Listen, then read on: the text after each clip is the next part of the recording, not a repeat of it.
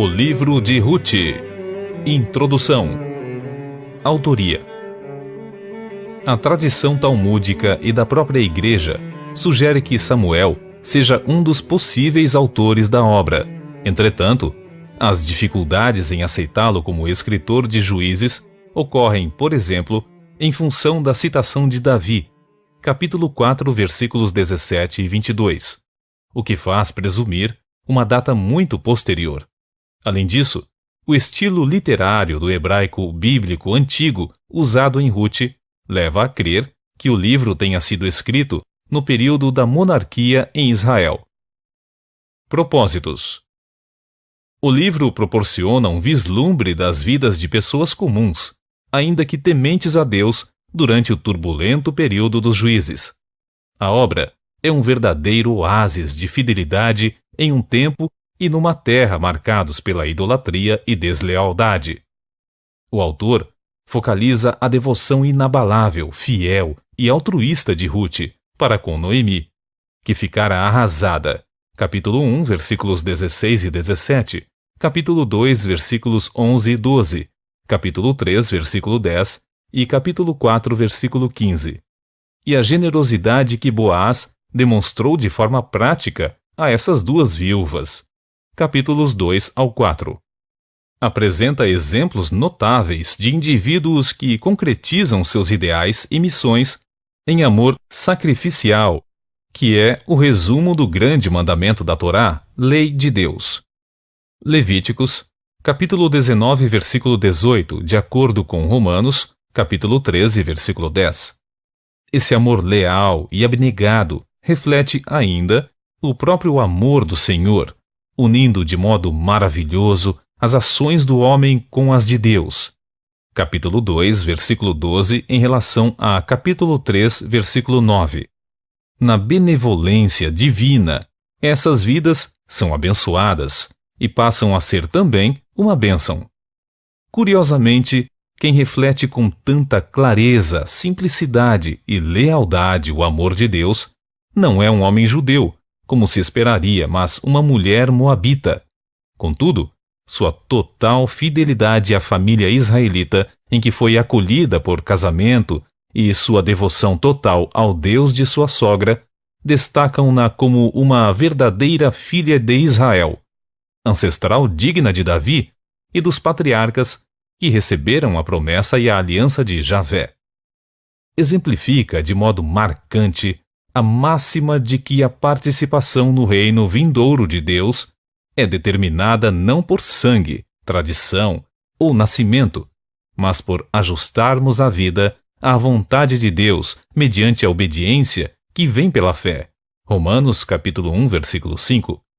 Ao incluir uma mulher estrangeira na linhagem de Davi, o Supremo Autor comunica clara e objetivamente que todas as nações da terra serão representadas no reino do filho de Davi, ele mesmo muito maior que o próprio Davi.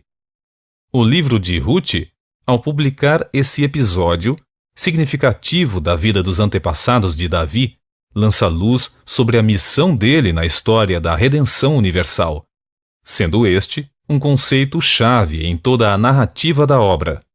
A palavra hebraica relacionada à redenção ocorre mais de 20 vezes em várias formas e sinônimos. O livro é, além de tudo, a história da transformação de Noemi, que passou do desespero à felicidade mediante os atos de bondade e fidelidade praticados por Ruth e Boaz. Atitudes essas motivadas pela bênção amorosa e soberana de Javé, o Senhor. Noemi atravessa a zona da dor, sofrimento e vazio interior para a plena paz, satisfação e regozijo. Capítulo 1, versículo 21, capítulo 3, versículo 17, de acordo com capítulo 1, versículos 1, 3, 5, 6, 12, 21, 22. Capítulo 3, versículo 17 e capítulo 4, versículo 15. Passa de um estado de indigência, capítulo 1, versículos 1 ao 5, para a segurança e a esperança, capítulo 4, versículos 13 ao 17. Do mesmo modo, Israel deixou o desespero nacional por ocasião da morte de Eli, 1 Samuel, capítulo 4, versículo 18, para a paz e a prosperidade dos primeiros dias de Salomão. 1 Reis, capítulo 4, versículos 20 ao 34, capítulo 5, versículo 4, mediante a devoção altruísta de Davi, um verdadeiro descendente de Rute e Boaz. Assim, o escritor do livro de Rute fez Israel lembrar-se para sempre de que o reinado da casa de Davi, como instrumento do governo benevolente de Deus sobre Israel, oferecia a perspectiva de paz e do repouso prometidos por Javé, o Senhor. Mas esse shalom, descanso e paz, continuaria somente à medida que os protagonistas do reino, o príncipe e o povo, refletissem na vida diária em comunidade. O amor altruísta exemplificado magnificamente na pessoa frágil, mas decidida e leal da Moabita, crente em Deus, Rute e por Boaz. Na pessoa do Senhor Jesus Cristo, o Messias, filho de Davi, Mateus capítulo 1, versículo 1, e em sua obra de redenção plena para a humanidade, as bênçãos prometidas do reino de Deus recebem cumprimento. Data da primeira publicação. Considerando que os acontecimentos do livro de Rute datem do período dos juízes e provavelmente da última parte do século XII a.C., a obra em si não foi escrita senão muitos anos depois. É importante notar que o autor se sentiu obrigado a explicar costumes já não praticados em sua época. Capítulo 4, versículos 6 a 8.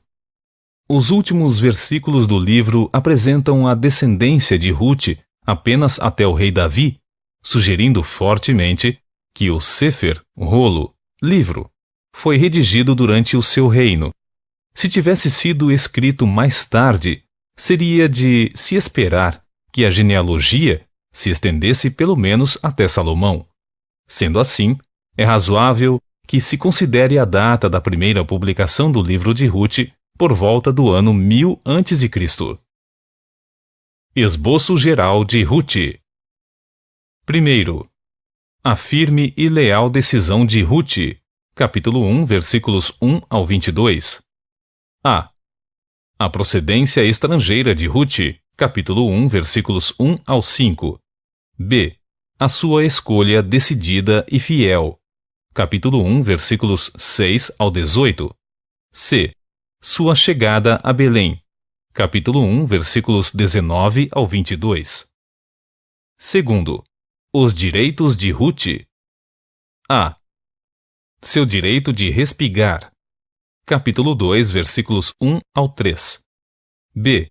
O resultado do seu trabalho, capítulo 2, versículos 4 ao 17. C. Seu depoimento sobre o trabalho, capítulo 2, versículos 18 ao 23. Terceiro, a vontade de Rute, capítulo 3, versículos 1 ao 18. A. O conselho de Noemi, capítulo 3, versículos 1 ao 5. B. Rute ouve o conselho e o executa, capítulo 3, versículos 6 ao 9.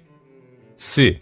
Aceito por Boaz, capítulo 3, versículos 10 ao 18.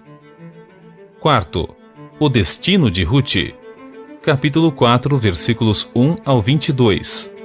A. Tornou-se esposa amada e protegida, capítulo 4, versículos 1 ao 12. B. Tornou-se mãe bem-aventurada, capítulo 4, versículos 13 ao 17. C. Tornou-se ancestral direta do rei, capítulo 4, versículos 18 ao 22.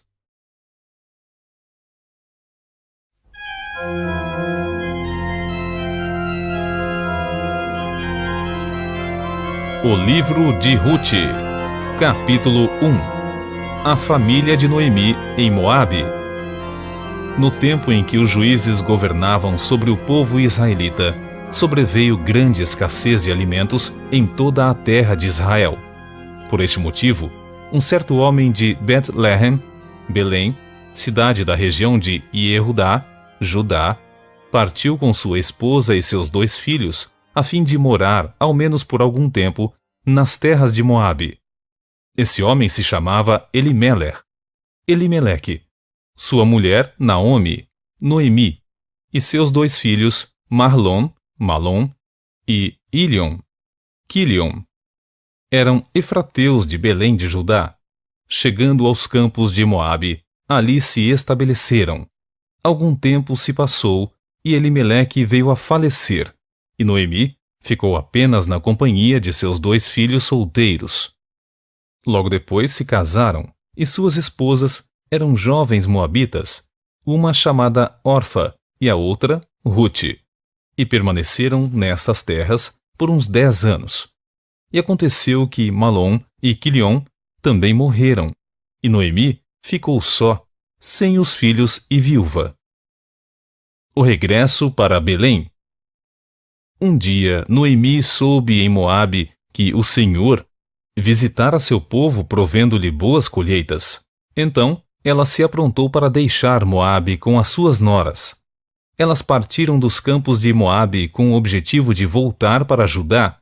Contudo, durante a caminhada, sugeriu a elas: Ide e voltai cada qual para a casa de sua mãe, que o Senhor vos trate com a mesma bondosa lealdade com que tratastes os falecidos, e a mim mesma. Que o Senhor conceda a cada uma de vós paz e segurança no lar de um novo marido. Em seguida, abraçou-as, mas elas choraram em alta voz, exclamando: Não, nós vamos voltar contigo para junto de teu povo.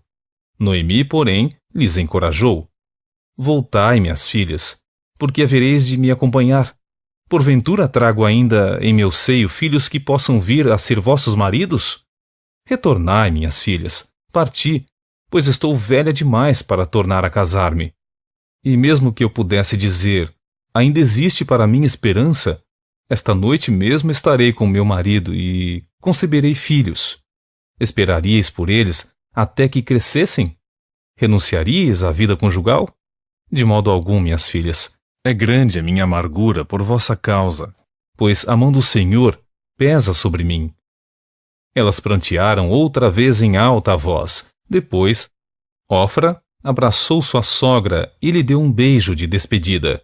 Porém, Ruth permaneceu com ela. Então, Noemi a aconselhou: Olha, tua cunhada voltou para junto do seu povo e para seu Deus. Volta também com ela.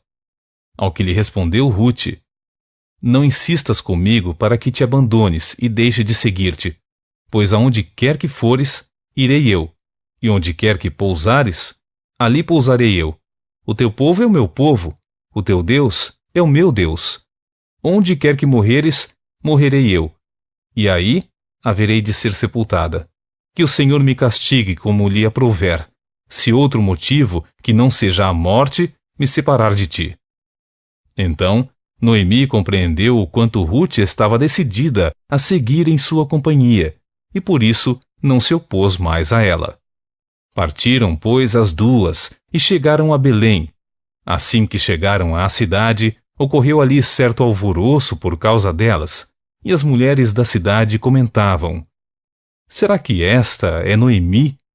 Mas ela lhes pediu: Não me chameis mais de Naomi, agradável.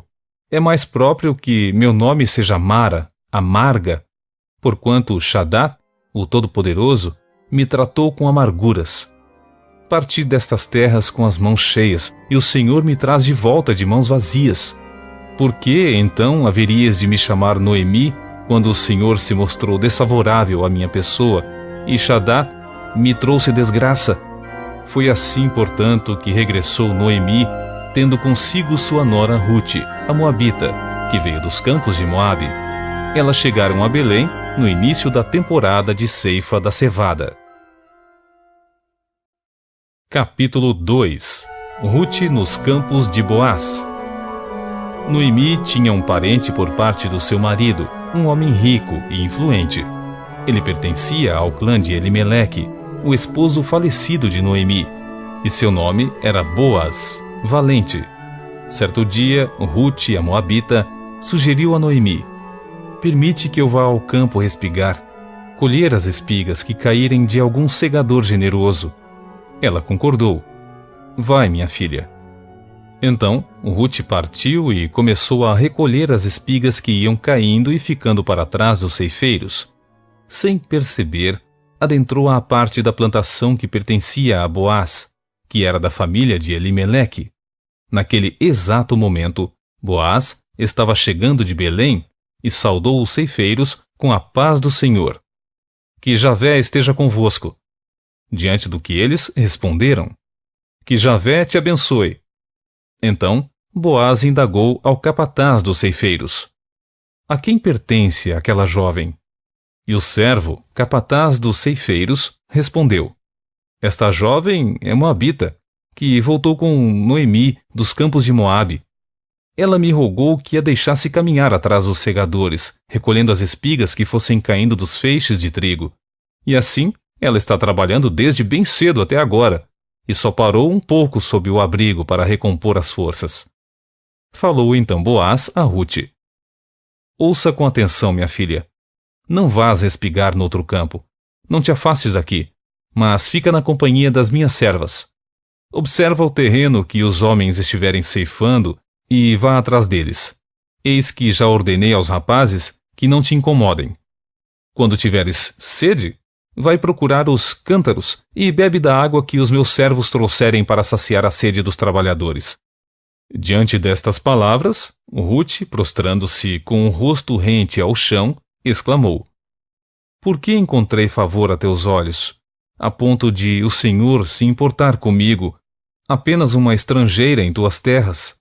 Em resposta, Boaz lhe revelou: Foi-me contado tudo o que fizeste por tua sogra desde que teu marido morreu, e como deixaste pai e mãe, e tua terra natal para vires morar no meio de um povo que não conhecias bem. Que o Senhor te retribua tudo o que fizeste e sejas ricamente recompensada por Javé, Deus de Israel, sob cujas asas de proteção vieste buscar refúgio.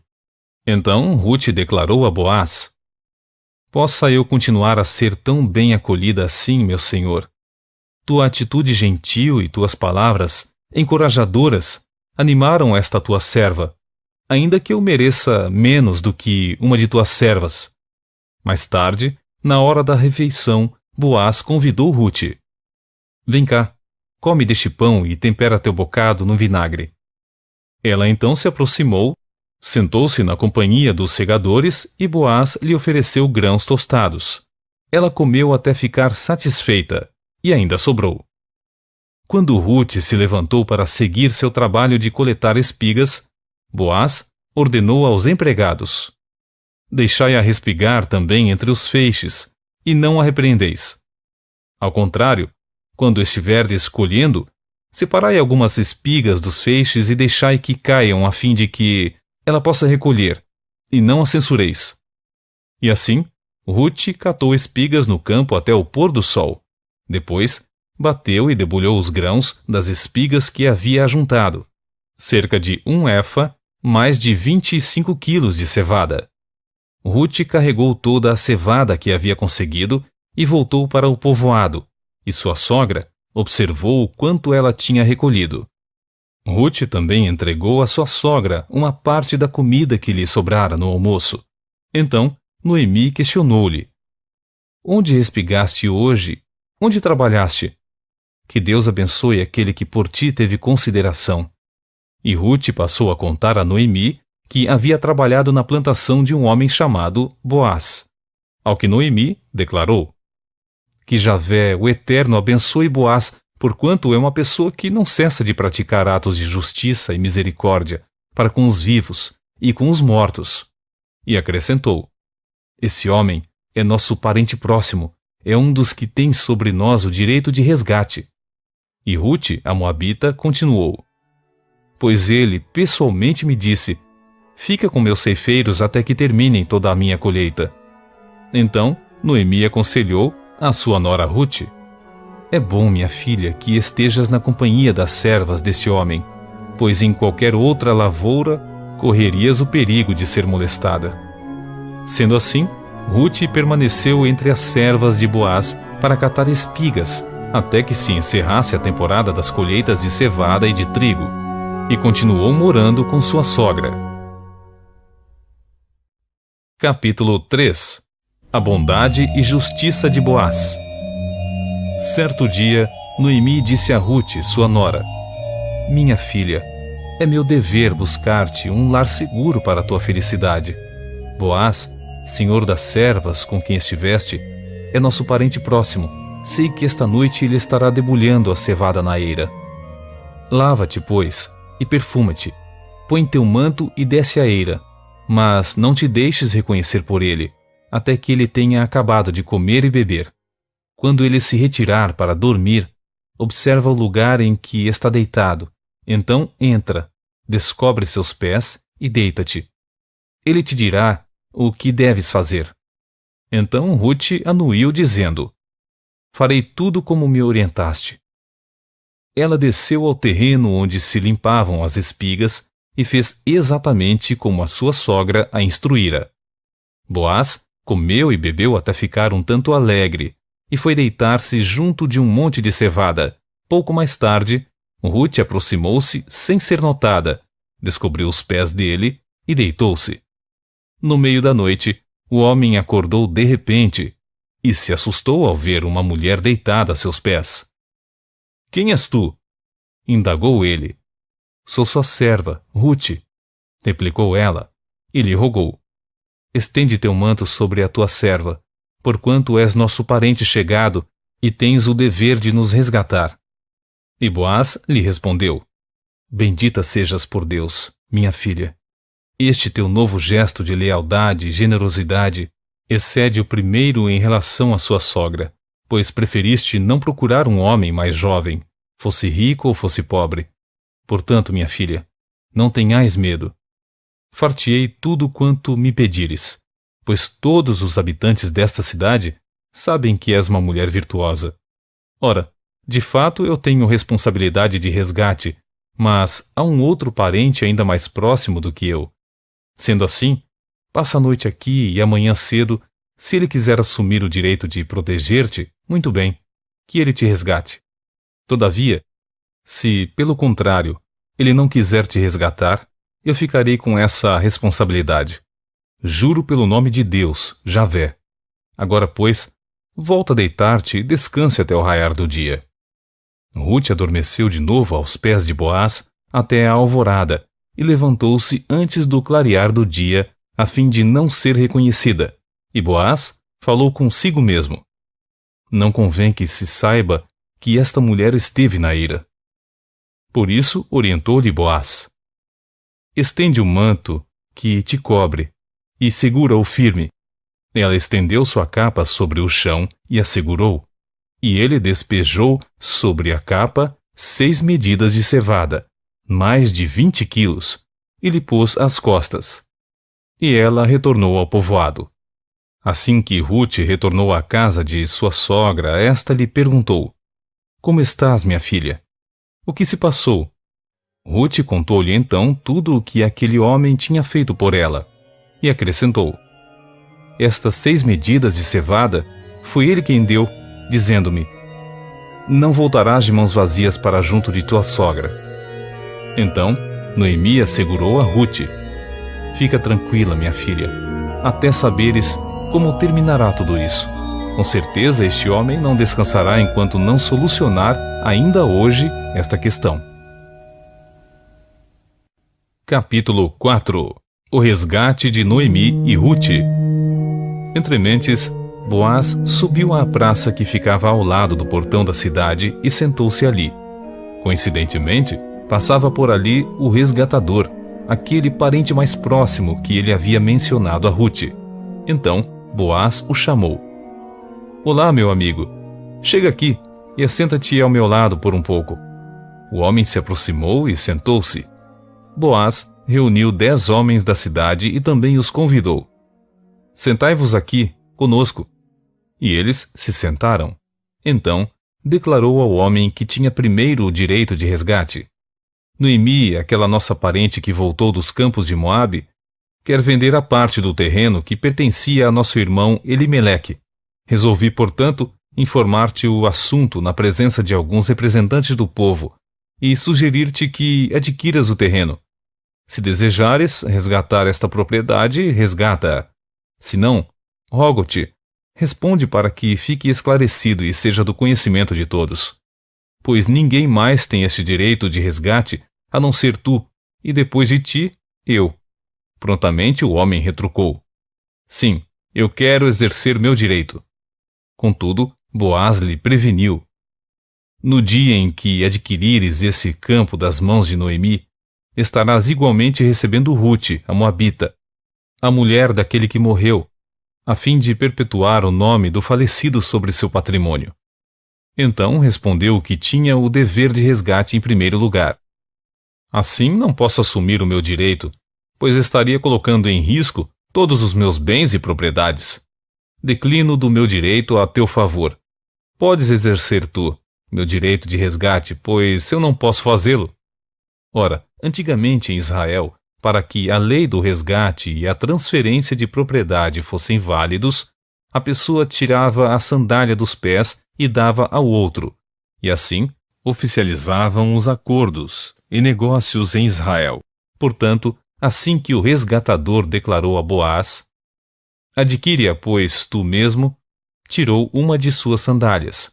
Então, Boaz pôde anunciar aos líderes e a todas as demais pessoas do povo ali presentes: Sois testemunhas nesse dia de que comprei da mão de Noemi tudo o que pertencia a Elimeleque e tudo o que pertencia a Quilion e a Malom. Ao mesmo tempo, adquiro por esposa Rute, a mulher moabita, viúva de Malom, a fim de perpetuar o nome do falecido sobre sua herança, e para que o nome de Malom seja sempre lembrado no meio deste povo e na sua cidade natal. Disso sois testemunhas hoje. E todo o povo que se achava junto à porta da cidade, bem como os anciãos e líderes do povo, concordaram, dizendo: Nós somos testemunhas, que Javé torne essa mulher que entra agora em tua casa semelhante a Raquel e a Lia, que juntas formaram as tribos de Israel. Seja tu, portanto, poderoso em Efrata e ganhe prestígio em Belém. E com os filhos que o Senhor te conceder dessa jovem, sejam a tua família como a de Pérez, que Tamar deu a Judá.